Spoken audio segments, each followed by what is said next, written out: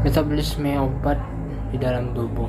Nah, metabolisme obat di dalam tubuh ini adalah proses yang dimana perubahan struktur kimia obat yang terjadi di dalam tubuh dan dipengaruhi oleh enzim.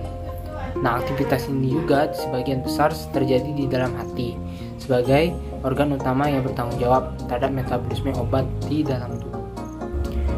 Proses-proses dari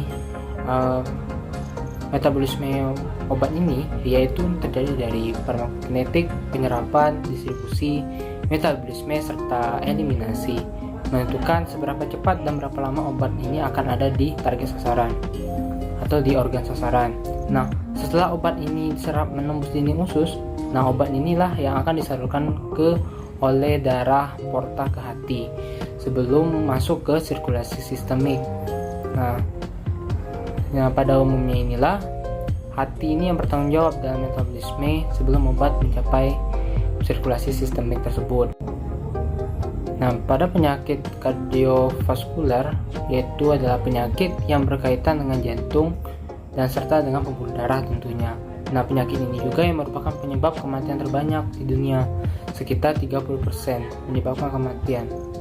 Nah, dari proses metabolisme obat pada penyakit ini atau penyakit kardiovaskular, pada saat obat tersebut telah diserap menembus dinding usus, obat ini akan disalurkan oleh darah porta ke hati. Nah, sebelum masuk ke sirkulasi sistemik. Nah, organ hati inilah yang bertanggung jawab dalam metabolisme sebelum obat tersebut telah mencapai sirkulasi sistemik. Nah, perfusi hati yang baik dalam keadaan fisiologi yang normal juga itu adalah hati yang atau organ hati yang kaya akan aliran darah dari vena portal dan arteri hepatik. Nah, karena inilah hati terlindungi dari serangan iskemik sama periode hipotensi singkat. Nah, namun ada beberapa kejadian nih kardiovaskular dapat menyebabkan kemungkinan cedera atau penyakit kardiovaskular ini dapat menyebabkan cedera dan menjadi predisposisi terjadinya perubahan metabolisme obat. Contohnya adalah penyakit jantung, yaitu membatasi aliran darah ke hati dan juga dapat menghambat disposisi obat-obat ini yang metabolismenya dipengaruhi oleh aliran darah. Nah, dari penyimpangan fungsi hepar inilah yang terjadi pada penyakit kardiovaskular ini dapat merubah metabolisme obat. Nah, perubahan fungsi hepar inilah yang akan juga mempengaruhi dalam metabolisme first phase yang memanjang. Nah, apa itu eliminasi first phase? Nah, eliminasi first phase itu adalah mengekspresikan obat ke dalam empedu. Hal inilah yang dapat menyebabkan penurunan bioavailabilitas itu.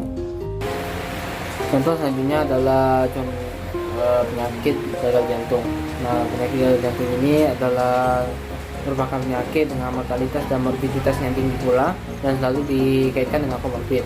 Nah, terutama pada pasien yang berusia lanjut. Tentu dapat mempengaruhi farmakodinamik dan farmakokinetik obat yang digunakan untuk gagal jantung. Nah, patogenesis gagal jantung begitu kompleks dan juga multifaktor. Nah, juga meliputi neuroendokrin, inflamasi, dan juga termasuk metabolisme serta mekanisme imunologi. Namun, terapi pada fase akut diutamakan untuk mengatasi gejala dan pada fase kronis untuk mengatasi perubahan prognosis jangka panjang. Nah, jadi metabolisme obat pada pasien penderita penyakit kardiovaskular ini akan tidak normal seperti seharusnya. Karena dari kardiovaskular ini merupakan penyakit yang tentunya juga berkaitan dengan terganggunya fungsi organ jantung dan aliran darah. Nah, otomatis aliran darah ke hati ini akan terhambat dan mempengaruhi metabolisme obat-obat yang perjalanannya dibantu oleh aliran darah. Gangguan fungsi hepar ini akan menyebabkan metabolisme obat di dalam tubuh juga akan melambat.